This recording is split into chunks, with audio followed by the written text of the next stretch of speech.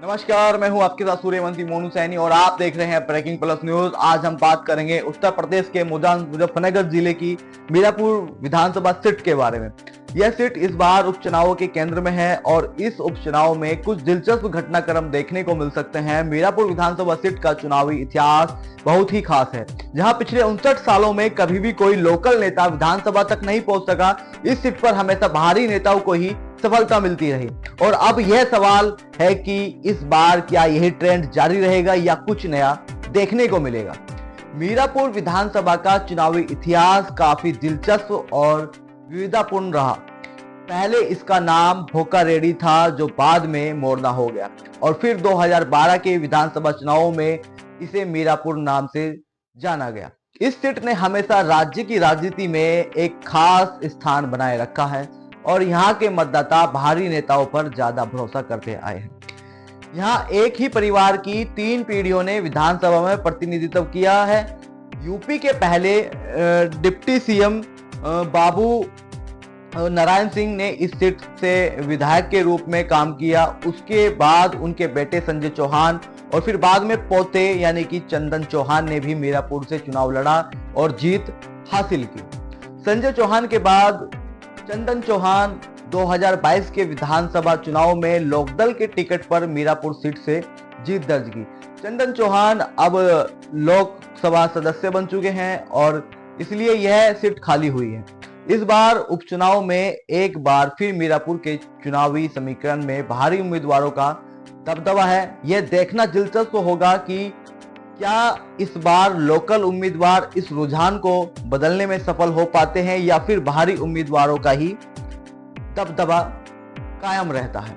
इस सीट पर 1985 से लेकर अब तक कुल 11 विधायक चुने गए हैं।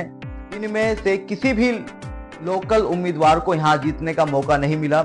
अब बात करते हैं सन 1985 में कांग्रेस के यहां पर जो है सहजुमा रहे। 1989 में जनता दल के अमीर आलम रहे और 1991 से लेकर 93 तक जो है बीजेपी के रामपाल सैनी। 1996 में जो है सपा के संजय सिंह। 2002 में यहाँ पर जो है बसपा के राजपाल सैनी रहे। इसके अलावा 2007 में लोकदल के काजी राणा, 2012 में फिर बसपा के जो है मौलाना जमील और इस तरह से जो है बहुत सारे लोग रहे। अवतार सिंह भड़ाना रहे 2022 में लोकदल के और फिर चंदन सिंह चौहान विधायक बने। इस लंबी कतार में यहाँ पर जो है मतलब कि देखा जाए तो कोई भी यहाँ पर जो है लोकल का नेता नहीं रहा। अब तक मीरापुर में जो है मीरापुर की जनता जो है बाहरी लोगों पर ही ज्यादातर भरोसा करती आई है। इस बार के उपचुनाव में भी यही ट्रेंड देखने को मिल रहा है। बीजेपी ने आरएलडी के मिथिलेश पाल को उम्मीदवार बनाया है। मिथिलेश पाल इस सीट से पहले भी चुनाव लड़ चुके हैं और उनका राजनीतिक अनुभव भी है। दूसरी ओर सपा ने कादिर राणा की बहू यानी कि तंबुल राणा को जो है उम्मीदवार बनाया है। तंबुल राणा का नाम मीरापुर की राजनीति में एक नया नाम है और वे भी बाहरी उम्मीदवार ही है। वहीं आजाद समाज पार्टी ने जो है जाहिद हुसैन को जो है यहाँ पर जो है बनाया है। और दूसरी ओर जो है बात करें बहुजन समाज पार्टी की तो उन्होंने जो है सहनजर को जो है यहाँ पर लोकल प्रत्याशी के रूप में जो है उनको उतारा है, अब लोकल चेहरे के रूप में पेश किए हैं। और इस बार ये उम्मीद जताई जा रही है कि मीरापुर के मतदाता लोकल चेहरे को पसंद करेंगे या बाहरी चेहरे को पसंद करेंगे, ये बड़ा सवाल है। अब सवाल यह है कि क्या इस बार मीरापुर के मतदाता अपने पुराने रुझानों को बदलेंगे और लोकल उम्मीदवारों को मौका देंगे या फिर बाहरी उम्मीदवारों का ही दबदबा रहेगा। ये सवाल उपचुनाव के परिणामों पर निर्भर करेगा। सपा, आरएलडी, बीजेपी और अन्य राजनीतिक दल अपनी पूरी ताकत से इस चुनाव को जीतने की कोशिश करेंगे। मीरापुर सीट पर बाहरी उम्मीदवारों का लगातार दबदबा रहा है, लेकिन क्या यह ट्रेंड इस बार टूटेगा? इस सवाल का जवाब उपचुनाव के परिणामों के यानी कि परिणामों के बाद ही मिल पाएगा। सपा, बीजेपी और आरएलडी और अन्य पार्टियों ने इस बार मीरापुर उपचुनाव को लेकर अपनी पूरी तैयारी कर ली है। सभी दलों ने अपने अपने उम्मीदवारों को प्रचारित करना शुरू कर दिया है।